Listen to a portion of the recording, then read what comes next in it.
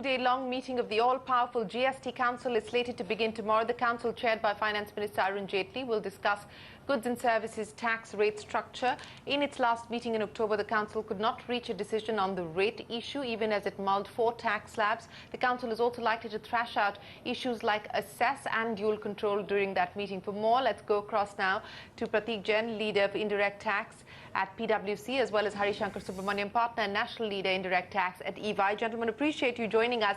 Hari, let me come to you. And, the last time that the two of you were here together, we had broken that story about the possibility of a cess.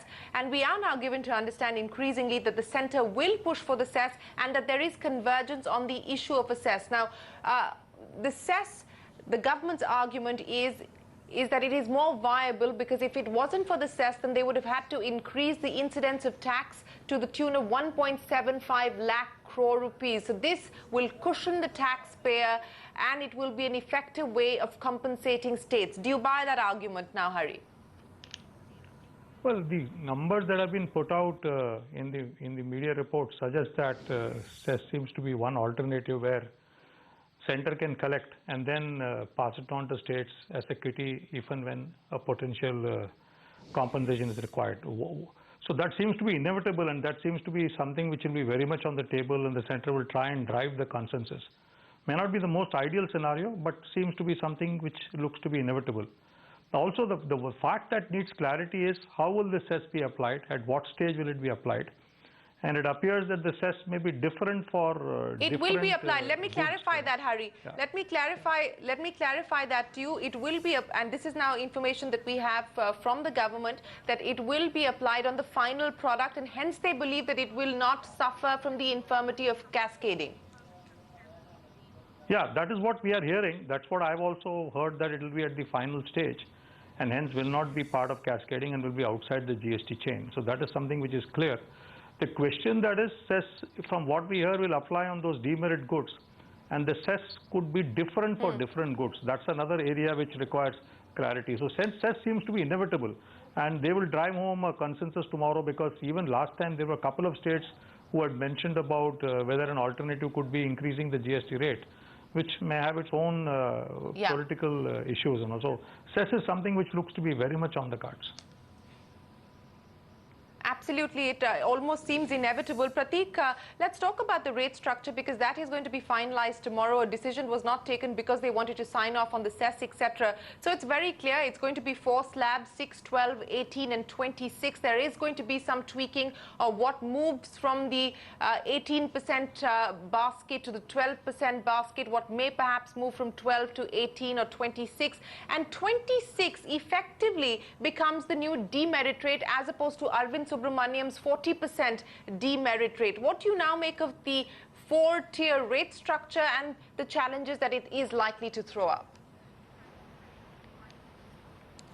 I think multiple rates is something which is inevitable as well. I think they had to introduce a category of 6%, which was not there earlier, and therefore simultaneously they had to come up with a 26% rate as well. I don't think that 40% is coming down to 26, and because in addition to 26 you will have cess as well. So idea is to make it effective 40 or the existing rate of on these products. So it will be very complicated, and while cess seems to be the way to go, it's quite unfortunate that government is looking at cess at this point in time and further complicating the rate structure. Whereas the understanding right from the beginning was that cess and surcharges will go away.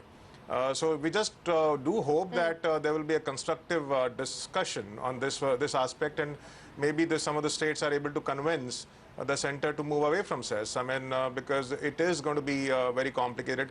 The other thing which will be interesting to see is what all they will bring in under 6% category, because there's a new category which is proposed that was not contemplated earlier. I'm expecting a lot of medicines and food products and things like that to go under 6%. Yeah. And also 26%, whether it will be extended beyond the demerit goods to the consumer durables and FMCG products, that's another thing that we need to watch out for tomorrow.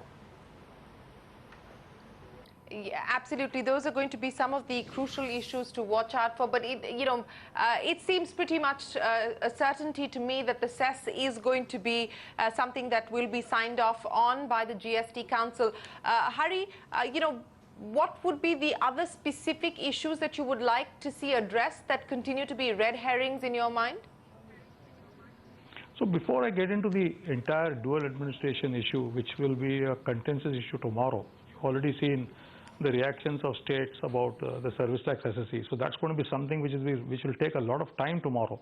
Another fact which is the cause of concern is that with this 26% rate, the temptation to push more goods than 26% is something which will have to be avoided.